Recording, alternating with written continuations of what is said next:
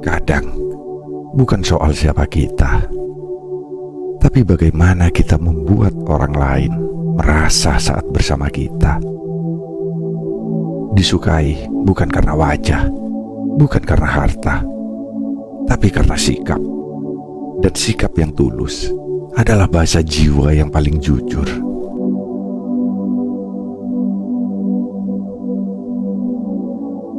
Dalam hidup ini, ada satu seni yang tak pernah diajarkan di sekolah.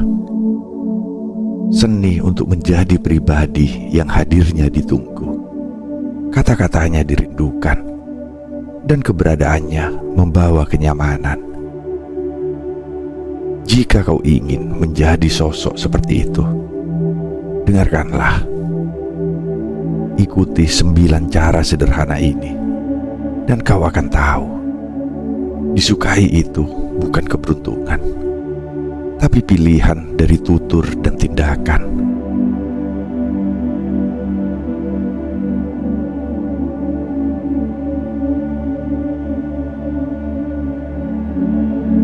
Pertama, ucapkan terima kasih atas kritikan.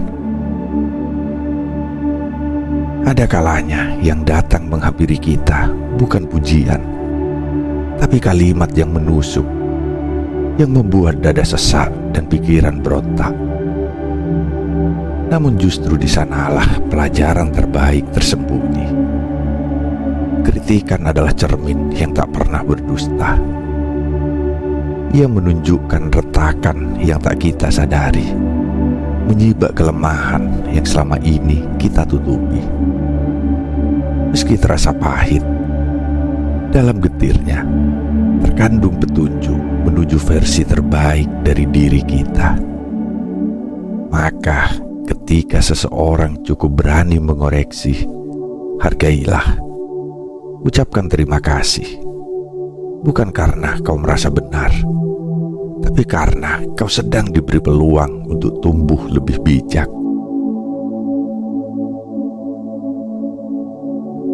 Orang yang pandai bersyukur atas kritikan, sejatinya sedang membangun jiwanya satu puing demi puing. Ia tak membalas dengan marah, tak menjawab dengan ego, tapi menerima dengan mata terbuka dan hati yang lapang. Sebab ia tahu, tidak semua orang peduli cukup dalam untuk mengoreksi. Justru yang diam dan membiarkan itulah yang berbahaya. Maka, jika hari ini ada yang menunjukkan celahmu, jangan merasa direndahkan. Anggap saja itu sapaan lembut dari semesta, agar kau tidak tersesat lebih jauh.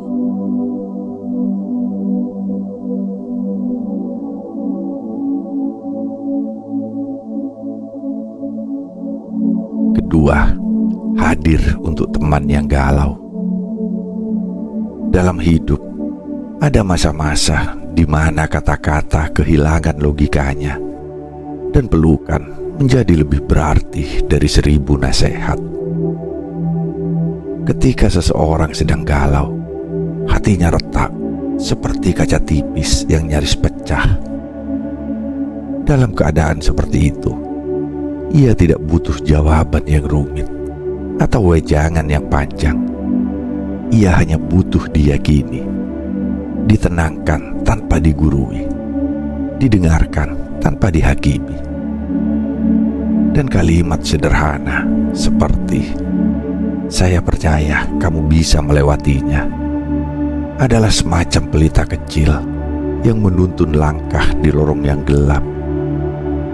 Ia mungkin tak menyelesaikan masalah, tapi mampu menguatkan jiwa yang nyaris menyerah.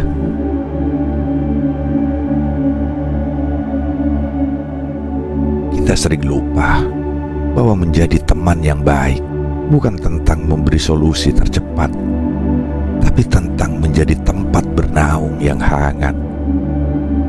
Saat seseorang merasa didukung, bahkan badai pun tak lagi menakutkan. Satu kalimat percaya dari kita bisa menghidupkan semangat yang nyaris padam. Dan di tengah dunia yang terlalu sibuk untuk peduli, kehadiran yang tulus adalah hadiah yang paling langka. Maka jika temanmu sedang limbung, jangan buru-buru menyuruhnya kuat. Genggam saja hatinya dan katakan perlahan, "Aku percaya padamu, walau kau belum percaya pada dirimu sendiri."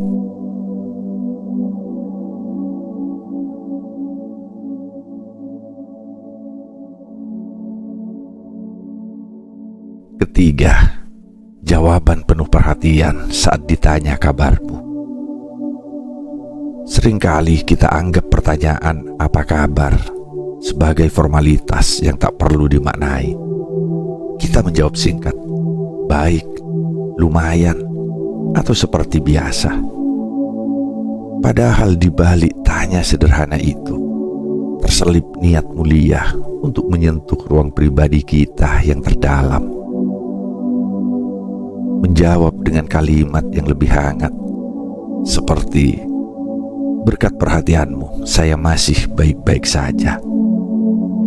Bukan hanya menjawab, tapi juga membalas kebaikan. Itu adalah bentuk penghormatan terhadap perhatian yang telah seseorang sematkan pada kita, sekecil apapun itu.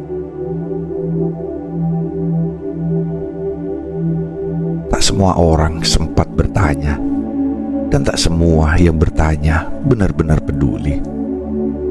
Maka saat ada yang dengan tulus ingin tahu tentang kabarmu, jangan sia-siakan momen itu dengan jawaban hambar. Balaslah dengan kelembutan yang menyentuh, bukan hanya agar mereka merasa dihargai, tapi juga agar hubungan yang terjalin terasa lebih manusiawi. Karena sejatinya, di balik kabar yang ditanya, ada jiwa yang sedang menunggu untuk dipahami. Dan terkadang, satu jawaban hangat bisa menyambungkan dua hati yang selama ini sama-sama merasa sepi.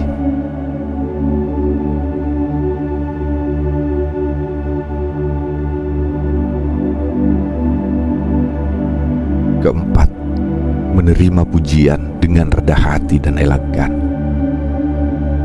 Pujian adalah anugerah kecil yang bisa berubah menjadi jebakan jika tidak dijaga dengan bijak. Banyak orang terlalu tergesa merendah hingga terkesan menolak, atau terlalu bangga hingga kehilangan makna. Padahal ada cara yang lebih indah, yaitu menerima dengan hati terbuka dan mengembalikannya sebagai cahaya bagi orang lain.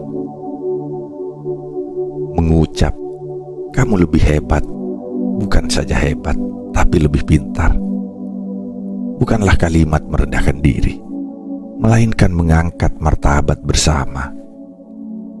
Karena kerendahan hati bukan tentang menutup sinar sendiri, tapi tentang memberi ruang bagi cahaya orang lain untuk ikut bersinar.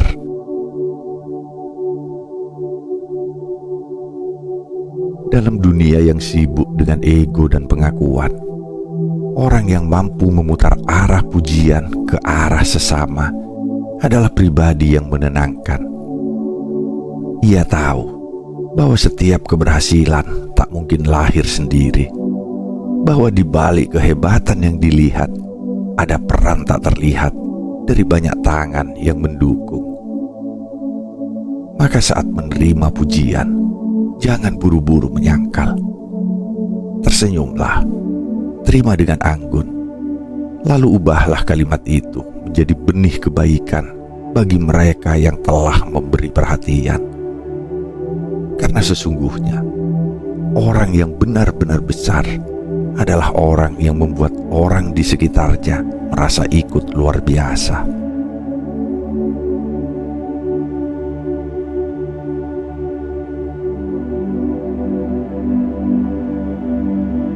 Kelima, kagum dengan elegan kepada yang lebih hebat.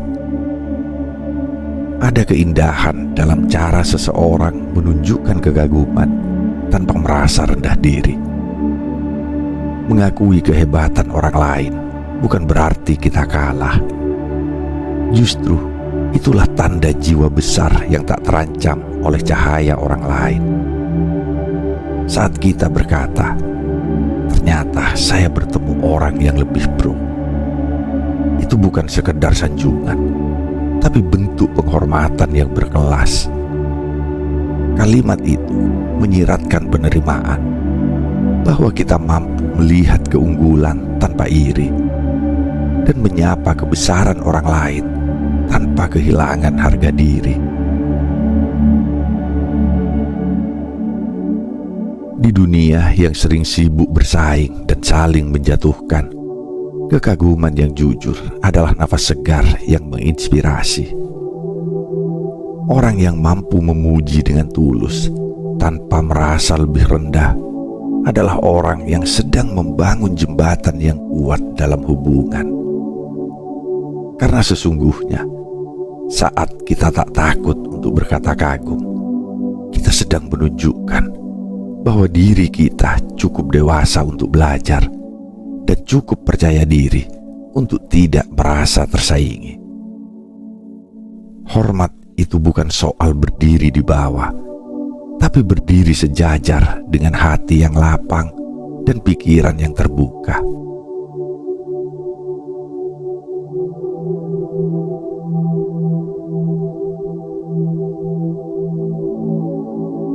Keenam, dalam hubungan suami istri, gantilah kata terserah dengan dukungan.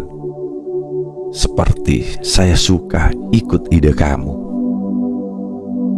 Dalam hubungan suami istri, kata-kata kecil seringkali menjadi jembatan besar menuju kehangatan atau justru jurang dalam komunikasi. Ucapan terserah kamu memang terdengar netral, tapi seringkali menyisakan rasa tidak dihargai. Sebaliknya, saat kita berkata, saya suka ikut ide kamu, saya suka ikut ide kamu, itu bukan hanya bentuk persetujuan, melainkan pernyataan cinta dalam bentuk yang paling lembut. Kalimat itu mengandung makna bahwa pasangan kita bukan sekedar teman hidup, tapi juga pemimpin gagasan yang kita percayai. Bahwa dalam setiap rencana, kita memilih untuk mendukung, bukan karena tak punya pilihan, tapi karena hatinya sudah menjadi bagian dari arah kita.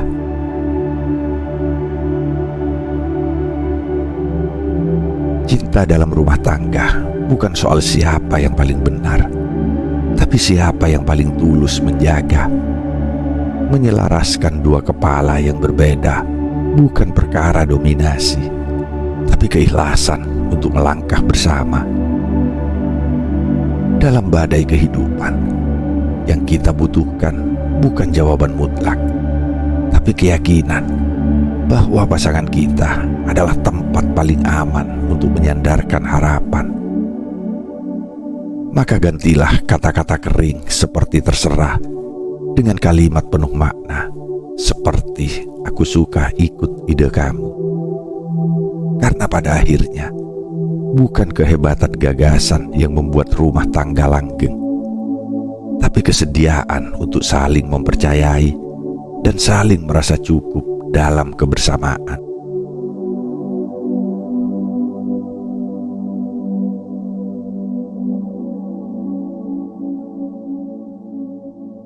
Ketujuh, ucapkan kritik dengan rasa, bukan dengan emosi.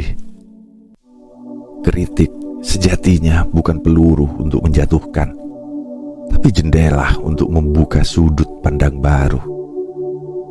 Namun seringkali yang membuat luka bukan isi dari kritikan itu, melainkan cara kita mengucapkannya. Kata-kata yang tajam, meski benar, akan tetap menyakiti jika tak dibungkus dengan kelembutan. Maka ketika kita berkata, saya rasa pemikiranmu cukup unik, kita tak sedang menghindar dari kejujuran, tapi sedang memilih jalan yang lebih damai untuk menyampaikan pendapat. Karena terkadang niat baik pun bisa gagal sampai jika dikirim dengan nada yang salah.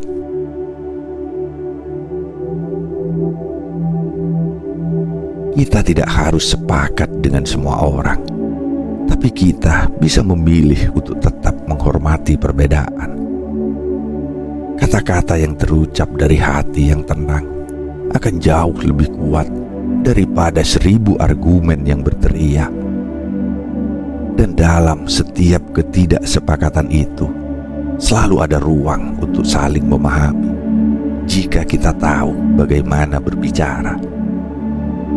Maka jangan jadikan lidahmu alat untuk menghakimi, tapi ubahlah menjadi jembatan rasa yang menghubungkan dua pikiran yang berbeda. Kritik yang baik bukan yang terdengar keras, tapi yang mampu masuk pelan-pelan tanpa merusak apapun di dalam jiwa.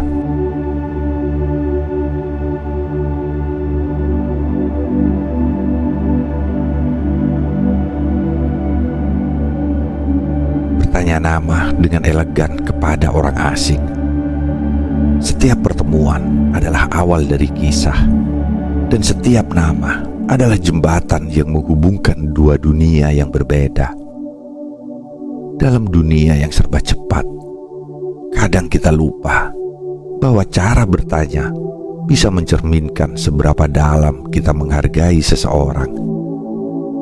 Saat kita berkata, "Bagaimana saya harus memanggil Anda?" Itu bukan sekedar basa-basi, tapi ungkapan penghormatan yang halus. Kita sedang memberi ruang bagi orang lain untuk memperkenalkan dirinya dengan martabat, bukan sekedar identitas. Kalimat itu membawa nuansa hangat, seolah kita sedang mengetuk pintu hati sebelum masuk lebih jauh ke dalam percakapan.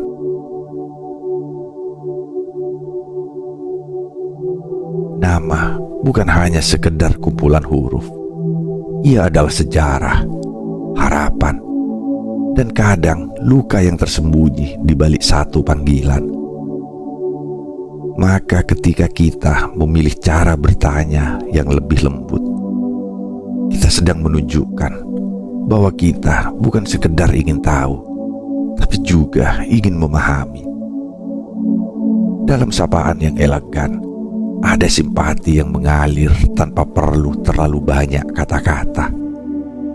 Dan di balik kalimat sederhana itu, tersimpan satu pesan dalam, bahwa setiap orang pantas dipanggil dengan rasa hormat, bukan hanya disebut tanpa makna.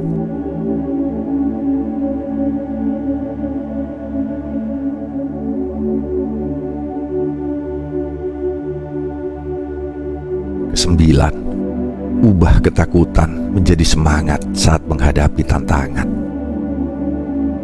Tantangan seringkali datang dengan wajah yang menakutkan, seperti bayangan besar yang menutupi jalan kita. Namun yang sesungguhnya membuat kita terjatuh bukan tantangan itu sendiri, melainkan bagaimana kita memandangnya. Jika kita melihatnya sebagai ancaman, kita akan terhimpit oleh rasa takut. Tetapi jika kita memandangnya sebagai kesempatan untuk tumbuh, maka tantangan itu menjadi guru yang tak ternilai. Kalimat sederhana seperti "aku pasti bisa untuk belajar" bukan sekedar kalimat harapan kosong, melainkan komitmen pada diri sendiri untuk terus maju meski jalan terasa terjal. Itu adalah bukti bahwa dalam setiap ujian ada peluang untuk memperbaiki diri.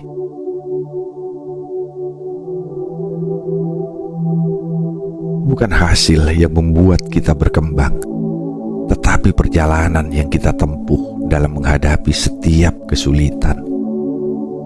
Dengan setiap langkah kecil, kita menyulam kekuatan dan ketahanan yang tak terlihat, tetapi sangat berharga.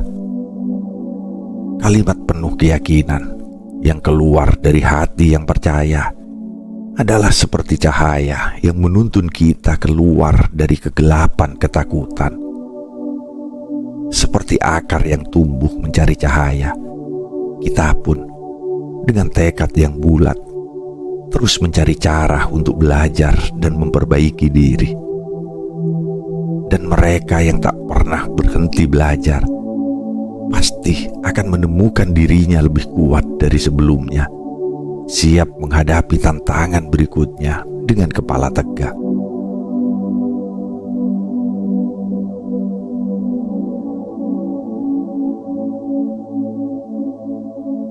Menjadi disukai orang bukanlah tentang pencitraan, tapi tentang ketulusan yang disampaikan lewat kata dan sikap. Mulailah dari ucapan kecil, dari cara sederhana, dan dari hati yang bersih. Karena pada akhirnya, manusia akan selalu ingat, bukan siapa dirimu, tapi bagaimana rasanya saat bersamamu.